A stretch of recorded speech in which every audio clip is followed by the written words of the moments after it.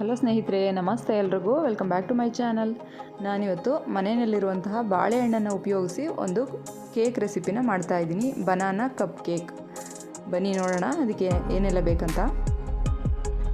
ನಾನಿಲ್ಲಿ ಸ್ಟವ್ನ ಆನ್ ಮಾಡಿ ಫುಲ್ ಲೋ ಫ್ಲೇಮ್ನಲ್ಲಿಟ್ಟು ಒಂದು ಕುಕ್ಕರನ್ನು ಇಟ್ಕೊಂಡಿದ್ದೀನಿ. ಅದಕ್ಕೆ ಈ ಥರ ರಿಂಗ್ಸ್ ಬರುತ್ತಲ್ವ ಅಡುಗೆ ಮನೆಯಲ್ಲಿ, ಅದನ್ನು ಇಟ್ಟಿದ್ದೀನಿ. ಅದರ ಮೇಲೆ ಒಂದು ಪ್ಲೇಟ್ಸ್ನ ಹಾಕ್ಕೊಂಡಿದ್ದೀನಿ. ಕೆಳಗಡೆ ಉಪ್ಪು ಬೇಕಂದ್ರೂ ಹರಡ್ಕೋಬೋದು ಅಥವಾ ಹಾಗೇನೂ ಮಾಡ್ಕೋಬೋದು. ಈ ಥರ ಹಣ್ಣಾಗಿರುವಂತಹ ಪಚ್ಚ ಬಾಳೆಹಣ್ಣು, ದೊಡ್ಡ ಬಾಳೆಹಣ್ಣು ಬರುತ್ತಲ್ವ ಅದನ್ನು ತಗೊಂಡಿದ್ದೀನಿ. ನಾನು ಮಾಡೋ ಅಳತೆಗೆ ಈ ಥರದ್ದು ಒಂದು ಬಾಳೆಹಣ್ಣು ಸಾಕಾಗುತ್ತೆ.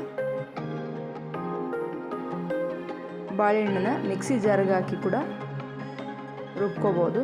ಅದು ತುಂಬ ಚೆನ್ನಾಗಿ ಹಣ್ಣಾಗಿರೋದ್ರಿಂದ ಹೀಗೆ ಮಾಡಿದ್ರೂ ಆಗುತ್ತೆ. ಈ ಥರ ನೀಟಾಗಿ ಸ್ಮ್ಯಾಶ್ ಮಾಡ್ಕೋತೀನಿ.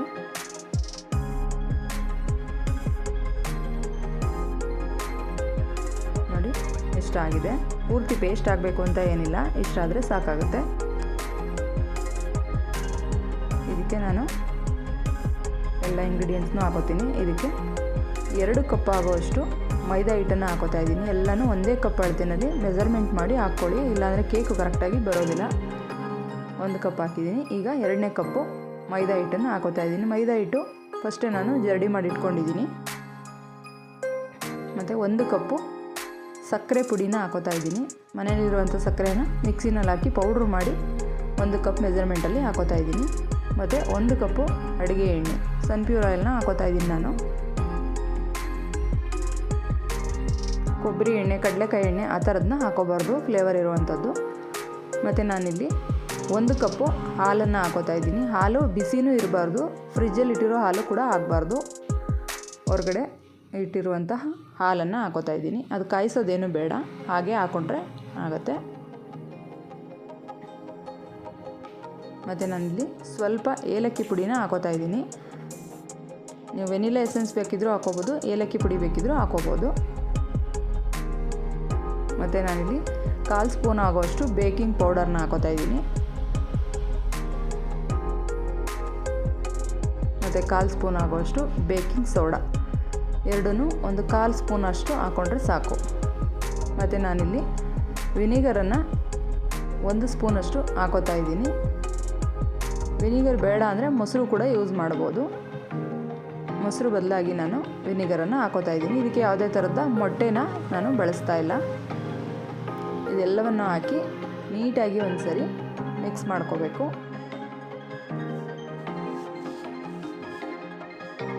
ನೋಡಿ ಇವಾಗ ಸ್ವಲ್ಪನೂ ಗಂಟಿಲ್ದಿರೋ ಥರ ನೀಟಾಗಿ ಮಿಕ್ಸ್ ಮಾಡಿದ್ದೀನಿ. ನೋಡಿ ಇಷ್ಟು ಆದರೆ ಸಾಕಾಗುತ್ತೆ. ಈ ಥರ ಸ್ವಲ್ಪ ಗಟ್ಟಿನೇ ಇರಬೇಕು. ಮಿಕ್ಸ್ ಮಾಡಿದಾದಮೇಲೆ ಚಿಕ್ಕದು ಟೀ ಕಪ್ ಬರುತ್ತಲ್ಲ ಅದರಲ್ಲಿ ಹಾಕೋತಾ ಇದ್ದೀನಿ ನಾನು. ಅದಕ್ಕೆ ಒಂದು ಸ್ವಲ್ಪ ಎಣ್ಣೆನ ಹಾಕಿ ಎಲ್ಲ ಕಡೆ ಮಿಕ್ಸ್ ಮಾಡ್ಕೋತೀನಿ. ಅದು ಕೇಕು ತೆಗೆಯುವಾಗ ಈಸಿಯಾಗಿ ಬರಲಿ ಅಂತ ಎಲ್ಲ ಕಡೆಗೂ ನೀಟಾಗಿ ಎಣ್ಣೆನ ಹಚ್ಕೋತಾ ಇದ್ದೀನಿ.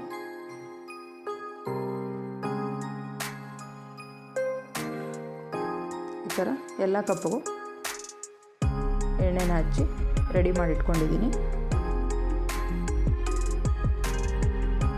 ಮತ್ತು ನಾವಿಲ್ಲಿ ಕಲಸಿಟ್ಕೊಂಡಿದ್ವಲ್ವ ಕೇಕ್ ಬ್ಯಾಟರ್ನ 1 ಸ್ಪೂನ್ನಿಂದ ಇದಕ್ಕೆ ಹಾಕೋತಾ ಇದ್ದೀನಿ. ಒಂದು 2 ಸ್ಪೂನ್ ಆಗೋಷ್ಟು ಹಾಕಿದ್ರೆ ಕಪ್ಪು ತುಂಬ ಆಗುತ್ತೆ. ಅದು ಚೆನ್ನಾಗಿ ಬೆಂದಾದಮೇಲೆ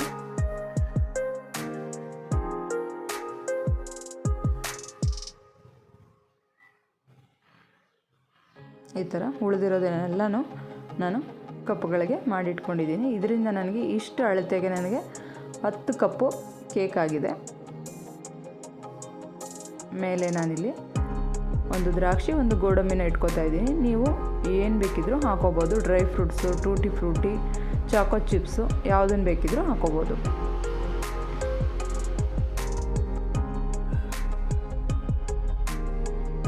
ಈ ಥರ ಎಲ್ಲನೂ ಹಾಕಿ ನೀಟಾಗಿ ರೆಡಿ ಮಾಡಿಟ್ಕೊಂಡಿದ್ದೀನಿ. ಮಕ್ಕಳಿಗೆಲ್ಲ ಈ ಥರ ಮಾಡಿಕೊಟ್ರೆ ತುಂಬ ಇಷ್ಟಪಟ್ಟು ತಿಂತಾರೆ. ರಜಾ ಇರೋ ಟೈಮ್ನಲ್ಲೆಲ್ಲ ಟ್ರೈ ಮಾಡಿ ಮಕ್ಕಳಿಗೋಸ್ಕರ ಮಾಡಿಕೊಡಿ ಇದನ್ನು. ನಾನಿಲ್ಲಿ ಬಿಸಿಗೆ ಇಟ್ಕೊಂಡಿದ್ನಲ್ವ ಕುಕ್ಕರು, ಅದು ಇವಾಗ ಫ್ರೀ ಹೀಟ್ ಆಗಿದೆ. 10 ನಿಮಿಷ ಫ್ರೀ ಹೀಟ್ ಮಾಡ್ಕೊಂಡಿದ್ದೀನಿ. ಮತ್ತು ನಾವು ರೆಡಿ ಮಾಡಿರೋ ಕಪ್ಸನ್ನು ಇದಕ್ಕೆ ಜೋಡಿಸ್ಕೊತಾ ಇದ್ದೀನಿ.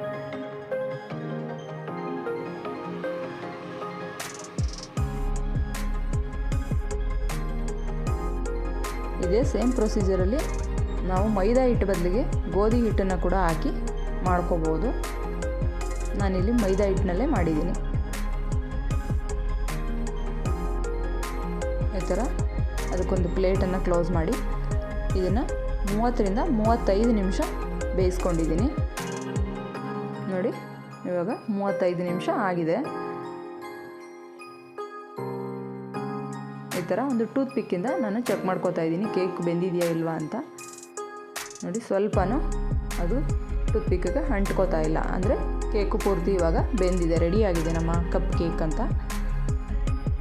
ನಾನಿವಾಗ ಗ್ಯಾಸ್ನ ಪೂರ್ತಿ ಆಫ್ ಮಾಡಿ ಇದನ್ನೆಲ್ಲ ಹೊರಗಡೆ ತೆಗೆದಿಟ್ಕೋತೀನಿ. ಇದು ಒಂದು 10ರಿಂದ 15 ನಿಮಿಷ ಚೆನ್ನಾಗಿ ತಣ್ಣಗಾಗಬೇಕು. ಬಿಸಿ ಎಲ್ಲ ಕಡಿಮೆ ಆದಮೇಲೆ ಇದನ್ನು ಒಂದು ಚಾಕುವಿನ ಸಹಾಯದಿಂದ ಬಿಡಿಸ್ಕೊಂಡ್ರೆ ತಿನ್ನೋದಕ್ಕೆ ತುಂಬ ಚೆನ್ನಾಗಿರುತ್ತೆ. ನೀವು ಕೂಡ ಮನೆಯಲ್ಲಿ ಟ್ರೈ ಮಾಡಿ. ಈ ವಿಡಿಯೋ ನಿಮಗೆ ಇಷ್ಟ ಆಗಿದರೆ ನಮ್ಮ ಚಾನಲ್ನ ದಯವಿಟ್ಟು ಸಬ್ಸ್ಕ್ರೈಬ್ ಮಾಡಿ.